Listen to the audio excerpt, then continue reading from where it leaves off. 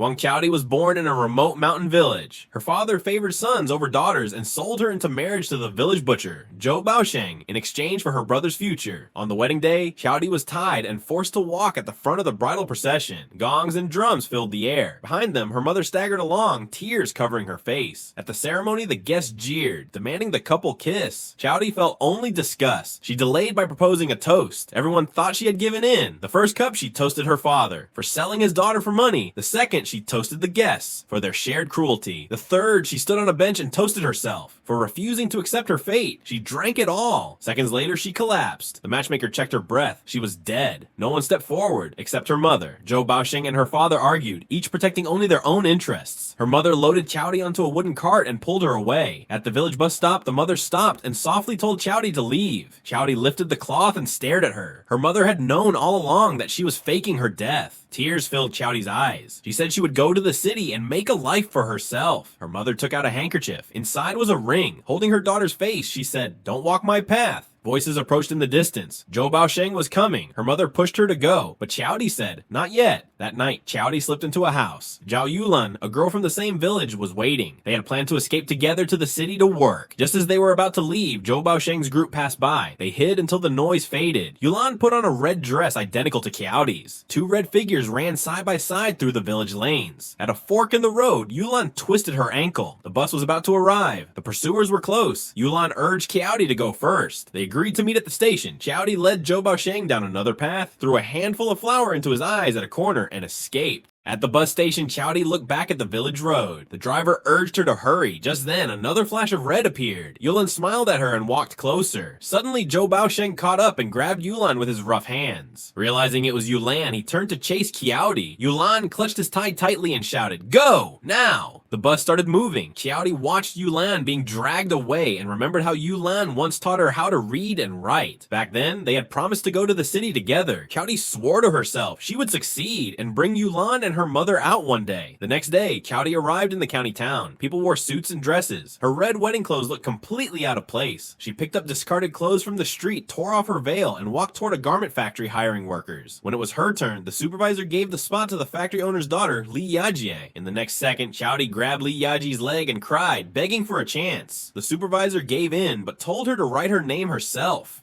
She had never been to school, but Yulan had taught her a little. She carefully wrote, Wang Qiao. She paused at the last character. She hated the word D, a name chosen only because her father wanted a son. She changed it to Hui, to draw. From that day on, she was Wang Qiaohui. During the factory test, everyone had to finish one garment within a time limit. Qiaohui didn't know how to use a sewing machine, so she hand-stitched with needle and thread. No one believed she could pass. As others turned in their work, she kept sewing. In the final minute, she finished. The supervisor inspected it. The stitches were neat and even. Someone complained she hadn't used a machine. Just then, the director arrived, took a look, and passed her without hesitation. The next day, the director announced, to become permanent workers, pairs must finish 50 qualified garments in 1 month. Qiaohui was paired with Li Yajie. They disliked each other immediately. Li Yajie took the good seat and left Qiaohui a broken machine. Thinking it lacked oil, Qiaohui poured cooking oil into it. Li Yajie watched mockingly until the machine actually worked. Qiaohui worked day and night. The next day, holes appeared in the clothes. She thought Li Yajie sabotaged her, but it turned out the oil and Li Yajie's pastries had attracted rats. Both were punished, standing at the factory gate with signs, lazy and crooked tricks. They blamed each other and ended up fighting, both falling to the ground. As Qiaohui was about to leave, Li Yajie softened first. Qiaohui turned back and apologized. Their relationship eased. Later, Qiaohui pricked her finger on the needle and went to the infirmary. Li Yajie cried, afraid Qiaohui would blame her. But Qiaohui knew it wasn't her fault. Back in the workshop, Qiaohui found a hairpin. It belonged to another worker, Liu Hongxia. Liu had damaged the machine out of jealousy toward Li Yajie. In the end, Liu Hongxia was punished, running around the yard with a sign reading Poisonous Heart, apologizing as she ran. That night, Qiaohui and Li Yajie worked together all night and finally completed all 50 garments. At the promotion ceremony, Qiaohui said on stage that she wanted her own room. The crowd laughed. Only Li Yajie applauded her loudly. Wang Qiaohui became a permanent worker and gained a true friend.